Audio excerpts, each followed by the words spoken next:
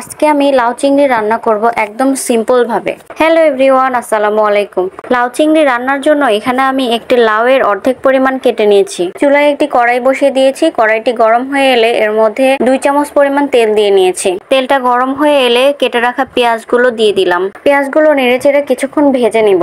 এই লাউ চিংড়ির রেসিপিতে আমি তেল মশলা খুবই অল্প পরিমাণে দিয়ে রান্না করি। পেঁয়াজটা কিছুক্ষণ ভেজে নিয়ে এর মধ্যে আমি 1/2 চামচ পরিমাণ গোটা জিরা দিয়ে দিলাম। জিরাটা আমি কিছুক্ষণ ভেজে নিব। জিরা বেশি সময় ধরে ভাজার দরকার নেই, তাহলে পুড়ে যাবে। এবার আমি 4টি কাঁচামরিচ ফালি করে কেটে রেখেছিলাম, সেটা দিয়ে দিলাম। সাথে কেটে ধুয়ে রাখা চিংড়ি মাছগুলো দিয়ে দিলাম। চিংড়ি মাছটা কিছুক্ষণ ভেজে নিব। মাছগুলো ভালো মতো নেড়ে চেড়ে উল্টিয়ে 2 পিঠ ভালো মতো ভেজে নিব। মাছগুলো 2 মিনিটের মতো ভেজে নিব, বেশি ভাজবো না। মাছ ভাজা হয়ে গেলে এর মধ্যে এক এক করে সব মশলা দিয়ে দিব। প্রথমে আমি 1/2 চামচ হলুদ গুঁড়ো দিয়ে দিলাম, তারপর 1/2 চামচ মরিচ গুঁড়া, 1/2 চামচ লবণ, 1 চামচ আদা রসুন বাটা। সব মশলা আর চিংড়ি ভালো মতো কষিয়ে নিব। এ পর্যায়ে চুলার আঁচটা মিডিয়াম রাখবো।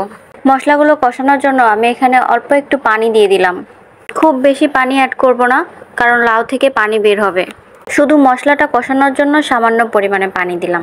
এরপর 2-3 মিনিট ভালো মতো কষিয়ে নিব। কষানো হয়ে গেলে এর মধ্যে কেটে রাখা লাউগুলো দিয়ে দিব। লাউ চিংড়ির রেসিপিতে আমি আর কোনো পানি অ্যাড করব না। লাউ থেকে যে পানিটা ছাড়বে সেটা দিয়ে রান্না হয়ে যাবে। কেটে রাখা লাউগুলো সব কড়াইতে দিয়ে দিচ্ছি এবং লাউ, মশলা, মাছ সব ভালো মতো মিশিয়ে নিচ্ছি। লাউ চিংড়ি আমার খুবই পছন্দের একটি খাবার। শীত গরম যে কোনো সময়ই আমার এটি ভালো লাগে। মশলার সাথে লাউগুলো ভালো মতো মিলিয়ে নিচ্ছি। এরপর এটি ঢাকনা দিয়ে ঢেকে 4-5 মিনিট রান্না করব। ঢাকনা দিয়ে ঢেকে দিলে লাউ থেকে তাড়াতাড়ি পানি বের হবে। লাউটা সিদ্ধও হবে তাড়াতাড়ি। 4-5 মিনিট পর ঢাকনাটি তুলে নিয়ে নেড়ে দিব। কিছুক্ষণ নেড়ে চেড়ে আমি আবার ঢাকনা দিয়ে ঢেকে দিব। যেহেতু আমি এক্সট্রা কোনো পানি ইউজ করব না, তাই পুরোটা রান্না আমি ঢাকনা দিয়ে ঢেকে করব। লাউটা দেখতে অনেক কচি ছিল, কিন্তু আসলে এটা একদমই কচি ছিল না, তাই সিদ্ধ হতেও অনেক সময় লেগেছে। কিছুক্ষণ পরপর ঢাকনা তুলে আমি নেড়ে দিচ্ছি, না হলে তলায় আবার লেগে যেতে পারে। দেখতেই পাচ্ছেন লাউ থেকে বেশ খানিকটা পানি ছেড়েছে। এই পানি দিয়েই লাউ সিদ্ধ হয়ে যাবে। আমি একটু চেক করে নিচ্ছি লাউটা সিদ্ধ হয়েছে কিনা।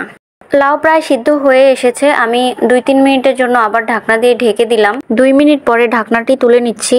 আমার রান্নাটা হয়ে গিয়েছে। একদম সহজ একটি রান্না তৈরি হয়ে গেল আমার লাউ চিংড়ির রেসিপি। লাউ আমার এমনিতেই অনেক পছন্দের, আর লাউ চিংড়ি হলে তো কথাই নেই। আমার বাসার ছোট বড় সবাই এটা অনেক পছন্দ করে। এই লাউ চিংড়ি রেসিপিটা দেশি ছোট চিংড়ি দিয়ে রান্না করলে আরো বেশি মজা হয়। যেহেতু এই মুহূর্তে আমার বাসায় ছোট চিংড়ি ছিল না, তাই আমি বড়টা দিয়েই করেছি। এটাও অনেক মজা হয়েছিল। আশা করছি আমার এই সিম্পল লাউ চিংড়ির রেসিপিটা আপনাদের ভালো লাগবে। আজকের মতো এখানেই বিদায় নিচ্ছি। দেখা হবে নতুন কোনো রেসিপি নিয়ে।